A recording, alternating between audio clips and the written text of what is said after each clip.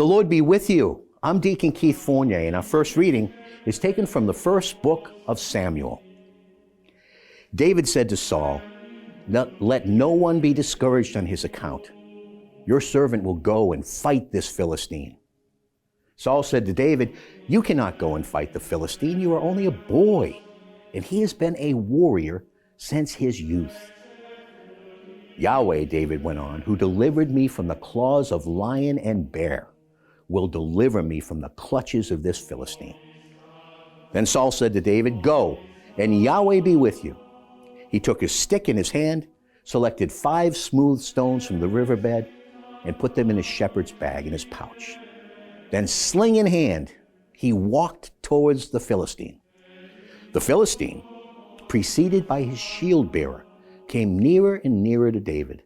When the Philistine looked David up and down, what he saw filled him with scorn, because David was only a lad with ruddy cheeks and an attractive appearance.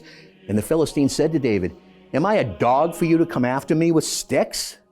And the Philistine cursed David by his gods. The Philistine said to David, "Come over here, and I will give your flesh to the birds of the air and the wild beast." David retorted to the Philistine, "You come to me with sword, spear, and scimitar, but I come to you in the name of Yahweh Sabaoth, God of the armies of Israel, whom you have challenged. Today, Yahweh will deliver you into my hand. I shall kill you.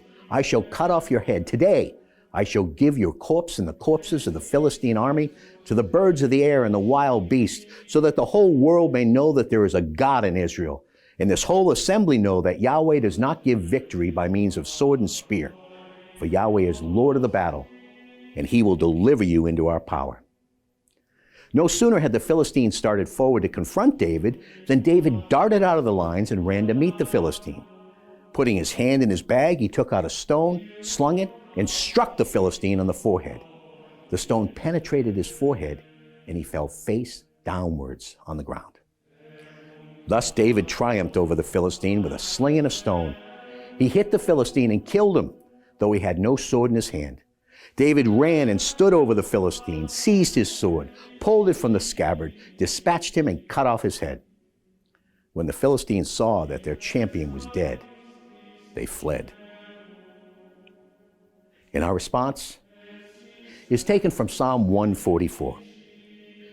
"Blessed be Yahweh, my rock, who trains my hands for war and my fingers for battle. My faithful love, my bastion, my citadel, my Savior. I shelter behind him, my shield. He makes the people submit to me. God, I sing to you a new song. I play to you on the 10-string lyre. For you give kings their victories, and you rescue your servant David from the sword of evil."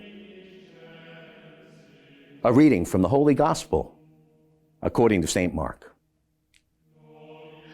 Another time, Jesus went into the synagogue, and there was a man present whose hand was withered. And they were watching him to see if he would cure him on the Sabbath day, hoping for something to charge him with. He said to the man with the withered hand, "Get up and stand in the middle." And then he said to them, "Is it permitted on the Sabbath day to do good or to do evil, to save life or to kill?" But they said nothing.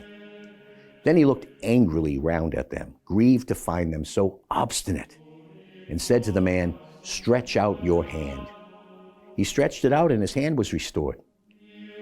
The Pharisees went out and began at once to plot with the Herodians against him, discussing how to destroy him. The Gospel of the Lord.